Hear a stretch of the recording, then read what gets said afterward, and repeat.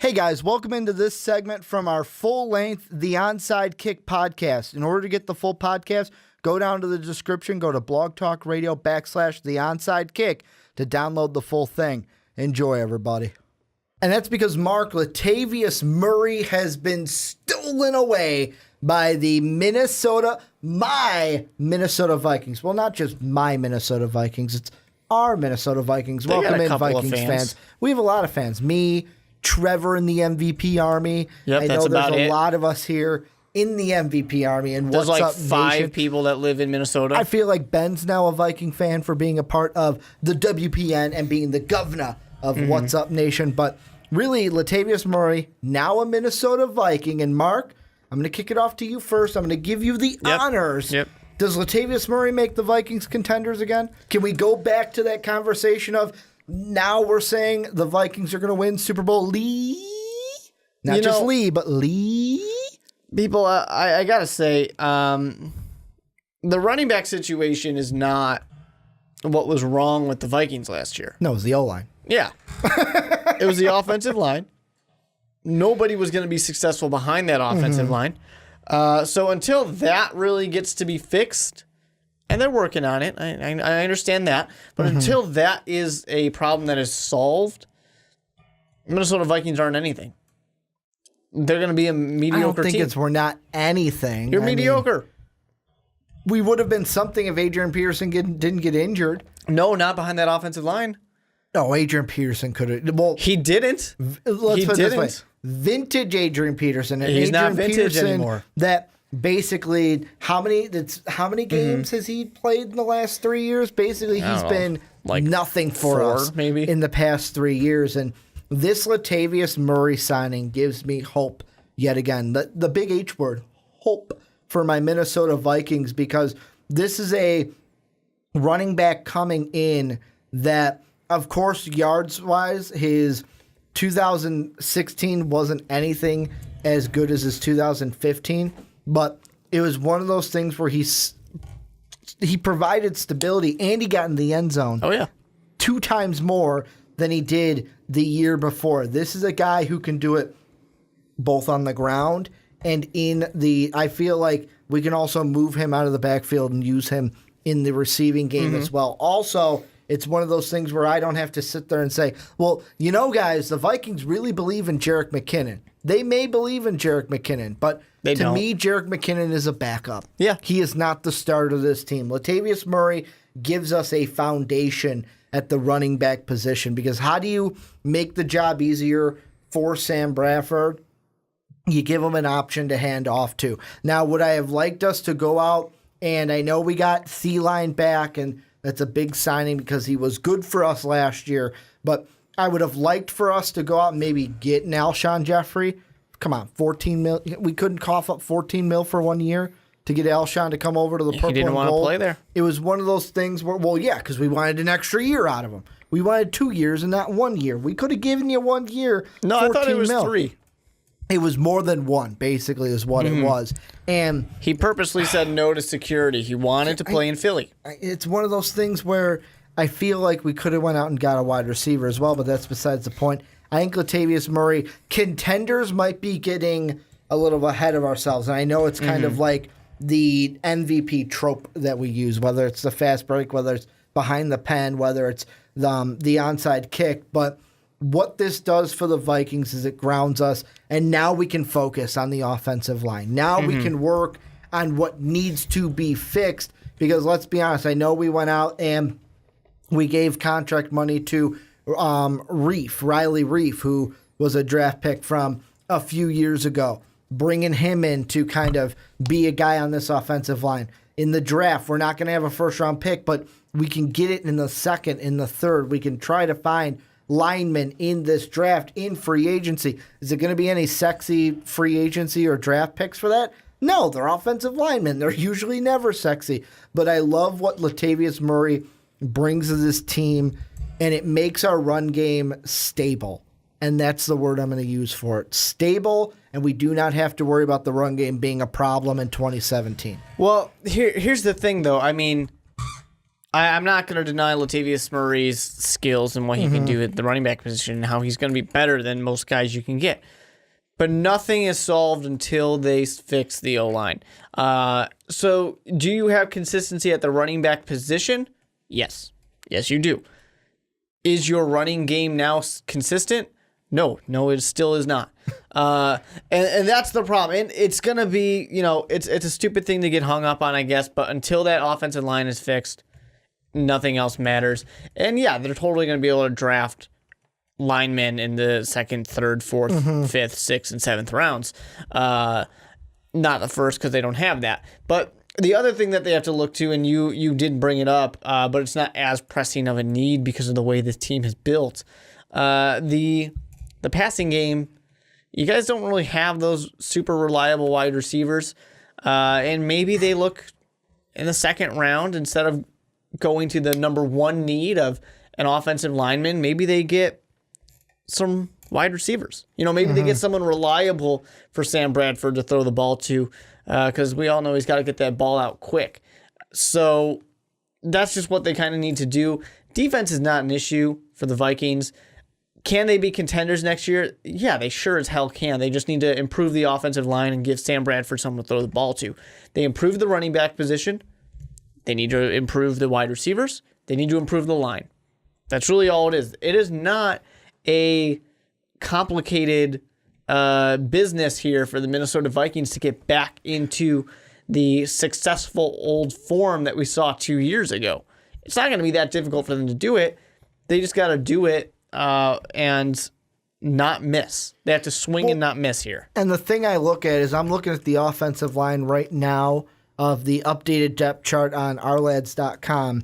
And really, our starting offensive line right now, which will most likely change, but it's Riley Reef at right tackle. Right guard, we got Willie Beavers. Joe Berger at the center position. Alex Boone at left guard. And then Mike Reimers at the left tackle spot. I look at Boone at the left guard. I look at maybe Berger at the center position. And I look at Reef at the right tackle. And those are positions where it's like, okay, I'm solid with it. Like, I'm confident in the starter I have there. It's really, to me, Willie Beavers and Mike Reimers, left tackle, right guard, where maybe we just got to get a tackle and a guard. That's all we need. A tackle, maybe, like I said, a guard that could play the right side, a tackle that could play the left side, and we'll be fine. But I look at the offense, and Thielen did well. Stephon Diggs, we know, is a quality receiver. It's everything after that. Can Wright be something? Really, Laquan Treadwell, we went out and drafted you. Can you show us something this sophomore year? Will he be allowed to play? Will he be allowed to be on the field? That's another question. But Latavius Murray gives us... I like the 1-2 punch of Murray and McKinnon now, because now it kind of takes some pressure off of McKinnon, because now he can maybe be a third down back. He can be a running back that comes into us for different packages that we want a smaller back out on the field. The good thing for the Vikings, pretty much the defensive core is intact. Really, the only person we lost and had a great career with the Vikings decided to retire was Greenway. Mainly the only big person that we have lost so far. And that defense is still intact with the nucleus that we want to see out there. And really, it's with that offense. The offensive line is our biggest worry. However, that's the main skeleton of it. If the offensive line ain't there, the offense ain't there. And the thing to remember, too, of course, with Cordero Patterson, the wide receiver didn't turn out well. You mean the guy who is probably going to be a Chicago Bear? No, he's in Oakland. Oh, he is? Yeah, he's in Oakland. Oh, I heard the last thing I heard about Cordell is that he was visiting with the Bears. Yep, he is in Oakland. Okay. And having him not there as a returner is a big deal. It's a big deal because you're not going to have that great field position, so that offensive line better be good so that way you can make up those yards. Yeah, but I mean, the thing is, we could always grab a guy in the draft who's just a burner, like a late-round burner who's basically always going to be. But he was one of the best in the league. Yeah, but like when I look at punt returner and kick returner on my list, you're from Chicago. Are far down. You're from Chicago. Well, I mean, remember we're what a punt and kick returner can do for a team. Yeah, and I remember what that could do for you in a Super Bowl. Get you a touchdown. Yeah, the first time ever, and then lose you the game. Doesn't win you the game. That's a quarterback right there. Doesn't win you the game. Well, yeah, you know about Rexy those. Wasn't going to do any of that, but I mean, no, I mean, does this fix our offensive line problem? No, it does not. But what it does is it solidifies our run game, and it solidifies things that we could do. Now, free agents that I'm looking at that we could go after, I mean, Nick Mangold's still out there. I don't think we're going to throw money at a center, though. Ryan Clady, it looks like he's still out there, according to NFL.com.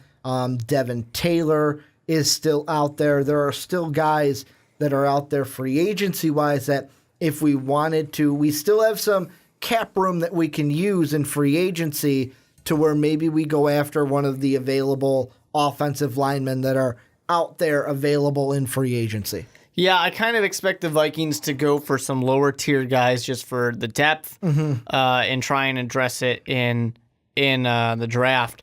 You know, for me right now with the Minnesota Vikings, this whole offseason so far, they didn't get any better, but they didn't get any worse. They are pretty much right where they're at. It all is going to come down to what they do in the draft. If they really hit well in the draft, like they have been doing the past couple of years, then all of a sudden this is a team that got a lot better. Well, and this is the one draft that really, really makes me nervous. And the reason why is we don't have a first-round pick. Yep. And you got Sam Bradford, though. Like you said, though, we have hit in the draft. So in Mike Zimmer, I trust. In this organization, I trust. Let's see what we can do in the draft. When it comes to free agency, like I said, Reimers comes in, Riley, Reef comes in. Those are the two guys that we signed. I know Reef, I'm positive with Reimers is like, is he going to be our starting tackle come day one? And then really Donta Jones for the outside linebacker, Latavius Murray. That's all we got besides re-signing Thielen and Terrace Newman. That is all we have done in free agency. And the draft is going to be important because how important would it be? Like, I get it. If we didn't make the trade, we wouldn't have gotten Sam Bradford. But if we would have had that 14th overall pick and would have been able to have some options there, we would have been able to go with if I'm looking at your mock draft, I mean, Ramczyk was still there to be taken. Yep. We could have still went with, you had Garrett Bowles go high. Higher than some, but I mean, and depending on how he fell, he might have still been available there. You had him going 10 to the Buffalo Bills. So not having that 14th overall pick it worries me because I would love to have that first overall pick. But let's be honest. If you didn't have Sam Bradford, that's not the 14th overall pick. That's probably top 5. 10? Oh, you think that bad? You think we're worse than the Bears? Who was your quarterback? Not Sam Bradford. Exactly. You weren't going to have anybody. You guys might have had the interception machine that is Matt Barkley. You guys could have had him. I think Sean Hill was our quarterback day one. He was, yeah. He was our quarterback. He would have been our quarterback. And it's one of those things, would he have done a fine job? No. Yeah. No. I think he would have done a fine job, but define fine. Define how fine that line is. Yeah, right? That's what we're talking about. Like here. One touchdown? That's fine. That's fine. One touchdown, one interception? That's fine. Here's what I want to ask you, though, to kind of put a kibosh on this segment before we get into the draft is Latavius Murray, now being a Viking, what do you think his stats are going to look like next season, and what kind of a 2017 is he going to have in Minnesota? Well, obviously, we'll put this aside right at the beginning. It all depends on what they do with the offensive line. But assuming things go well, easily a 1,000-yard rusher. I mean, easily he's going to be pretty much what Adrian Peterson was to the Vikings, a guy who will lead the team.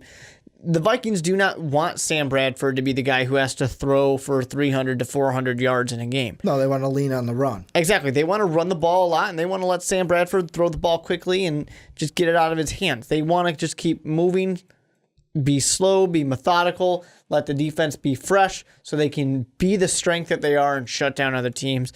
Murray, without a doubt, if things go well for the Minnesota Vikings in the rest of the offseason, he is a Pro Bowler. He's one of the league leaders rushing, if not, I wouldn't necessarily say the league leader. There's a lot of good ones out there, but he's going to be, top 3, top 5 for sure. I think that he can be a 1,000-yard rusher in this offense. And the reason why is you look at last year, and he was about a 7,500 guy, 750, their whereabouts for his yardage on the season exactly, or actually it was a little above. It was 788. So almost 800 if we're looking to round up. But that was in an Oakland system where they threw the ball. You had Derek Carr and you had 2 phenomenal wide receivers on the outside. And like we said, they were in a lot of shootouts. Yeah, so they had to throw the ball a lot more than run the ball. I mean, the one game that I remember that he pretty much went off on was the game against the Denver Broncos.